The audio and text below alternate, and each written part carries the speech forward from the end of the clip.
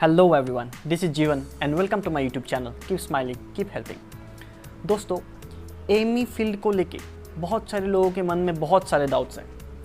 वैसे ही कुछ डाउट्स को लेके मैं मेरा पिछला वीडियो बनाया था जिसमें मैंने कुछ ऐसे क्वेरीज लिए थे और उनका आंसर्स बताया था।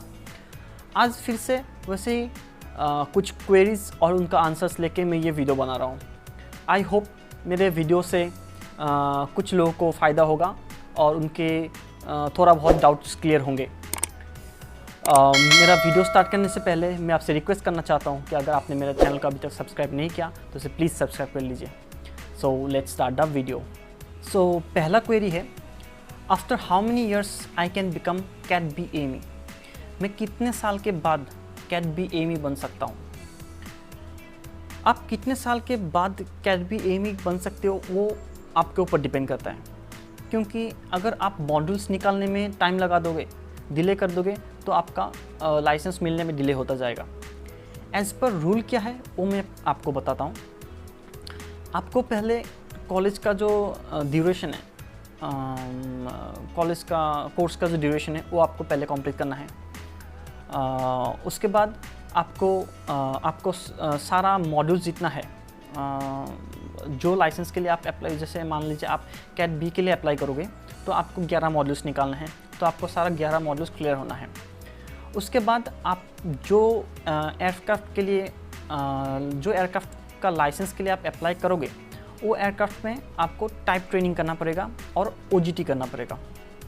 अभी ये टाइप ट्रेनिंग जो है, आप जिस ऑर्गेनाइजेशन में काम करोगे वो ऑर्गेनाइजेशन आपको टाइप ट्रेनिंग करवाएगी, लेकिन ये टाइप ट्रेनिंग कब करवाएगी वो ऑर्गेनाइजेशन के ऊपर डिपेंड करता है।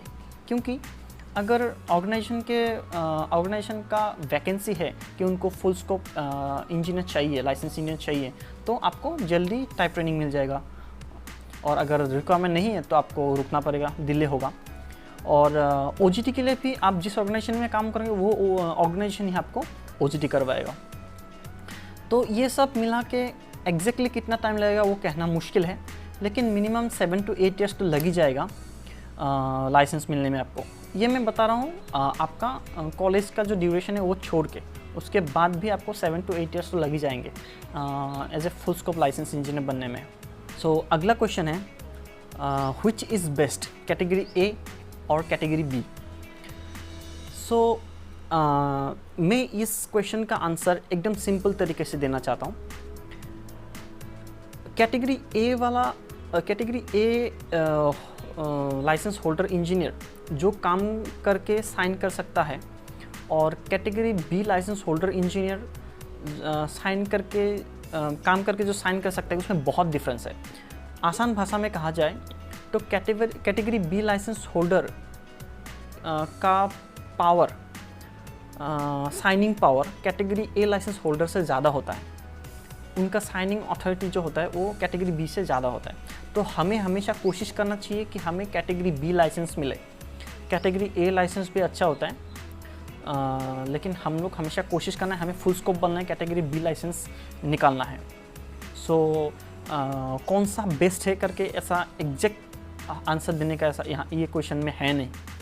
सो आई होप आप लोग समझ गए होंगे इस बात से। अगला क्वेश्चन है, how much experience we need to write AME license papers and after how much time we get our licenses? AME license paper लिखने के लिए कितना एक्सपीरियंस चाहिए और हमको कितने टाइम के बाद हमारा लाइसेंस मिलेगा? सो यहाँ पे लाइसेंस पेपर्स का मतलब मैं मॉड्यूल्स ही समझूंगा, क्योंकि लाइसेंस लेने के लिए पहले आपको मॉड्यूल्स क्लियर करने पड़ेंगे। सो जब आप कॉलेज में पढ़ाई कर रहे होंगे, आप तब से अपना मॉड्यूल्स देना स्टार्ट कर सकते हो। हर कॉलेज का अपना अपना एक प्लानिंग होता है कि कौन से सेमेस्टर में कौन सा मॉड्यूल्स पढ़ाया जाएंगे। सो उस हिसाब से आपका फर्स्ट सेमेस्टर, मान लीजिए फर्स्ट सेमेस्टर में आपका जितना भी मॉड्यूल्स आपका पढ़ाया जाए, उसके बाद मतलब वही मॉड्यूल्स के ऊपर आप फर्स्ट सेमेस्टर के बाद आप मॉड्यूल एग्ज़ाम अप्लाई कीजिए और दीजिए।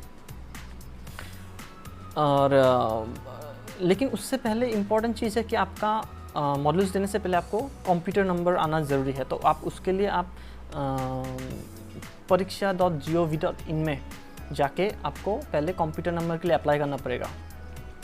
उसका एक अलग टॉपिक है, वो मैं आपको चाहिए तो बाद में उसके ऊपर डिस्कस कर सकता हूँ कि कैसे कंप्यूटर नंबर के लिए अप्लाई कर सकते हैं या मॉड्यूल एग्ज़ाम के लिए कैसे अप्लाई कर सकते हैं, वो मैं एक अलग वीडियो में आपको बता सकता हूँ। और दूसरा क्वेश्चन ये है कि कितने टाइम के बाद हमें लाइसेंस मिलेगा। सो पहले आपको आप जब पहला 11 मॉड्यूल्स क्लियर कर लोगे, उसके बाद और आपका 3 इयर्स का अगर प्रैक्टिकल एयरक्राफ्ट मेंटेनेंस एक्सपीरियंस हो जाए तो आप कैटेगरी ए लाइसेंस के लिए अप्लाई कर सकते हो। सो 11 modules plus 3 years of practical aircraft maintenance experience होने के बाद आप कैटेगरी ए लाइसेंस के लिए अप्लाई कर सकते हो। सेम अगर कोई ये मैं बता रहा हूँ कैटेगरी A1 या B1.1 लाइसेंस के लिए, अगर कोई B2 के लिए देना चाहता है, B2 का है तो उसको 10 मॉड्यूल्स देने पड़ेंगे, तो वो अलग अलग है। इसके लाइसेंस कौन सा लाइसेंस का क्या एक्सपीरियंस चाहिए, कितना मॉड्यूल्स क्लियर करना है, इसका मेरा जो अगला वीडियो होगा उसमें वो मैं डिस्कस करने वाला हूँ, तो आप वो वीडियो भी ज़रूर देखिए तो आपको समझ में आ जाएगा। सो अगला क्वेश्चन है, how much salary is given to fresher. Fresher को कितना सैलरी मिलता है? एट प्रेजेंट जो फ्रेशर का सैलरी है वो 5,000 to 10,000 रुपीज़ है। ये कम इसलिए है क्योंकि एक फ्रेशर का इन सर्विस एक्सपीरियंस कुछ नहीं होता, तो आपके पास कोई एक्सपीरियंस नहीं है, तो जैसे जैसे आपका एक्सपीरियंस बढ़ेगा उस हिसाब के आपका सैलरी भी बढ़ेगा। सो अभी जो मैं बोलना चाहता हूँ सब फ्रेशर्स को कि आप जब एक ऑर्गेनाइजेशन में आओगे तो आप पहले पैसा कितना मिल रहा है उसके ऊपर ज़्यादा ध्यान मत दीजिए। आप ये ध्यान दीजिए कि आपको कुछ सीखना है, क्योंकि आपका इनिशियल स्टेज है, आप सीख रहे हो, तो आप सीखने में ज़्यादा ध्यान दीजिए। आप जब एक ऑर्गेनाइजेशन मिल रहा है, मान लीजिए उसमें पैसा कम है, तो आप सोच रहे यार इसमें तो पैसा कम है, मैं उसमें क्यों जाऊँ, लेकिन आपको एक्सपीरियंस जो मिलेगा वो आपके लिए बहुत इंपॉर्टेंट है, वो बाद में आपको काम में आएगा। सो आप ये बात ज़रूर ध्यान दीजिए कि आप एक्सपीरियंस जितना हो सके आप एक्सपीरियंस गेन कीजिए, जितना हो सके आप काम सीखिए, वो आपको हेल्प करने वाला है बाद में। सो अगला क्वेश्चन है, how many hours I have to work in AME field as an AME और टेक्नीशियन। मुझे कितना घंटा काम करना होगा एज ए एमी और टेक्नीशियन। नॉर्मल जो ड्यूटी आवर्स है वो 8 आवर्स है। अगर आपका नाइट शिफ्ट होगा तो आपका मैक्सिमम 11 आवर्स का ड्यूटी होगा। सो अगला क्वेश्चन है, I am from Nepal, will I be able to take admission in an Indian AME college. Question ये है कि मैं नेपाल से हूँ, क्या मैं इंडिया का एमी कॉलेज में एडमिशन ले सकता हूँ?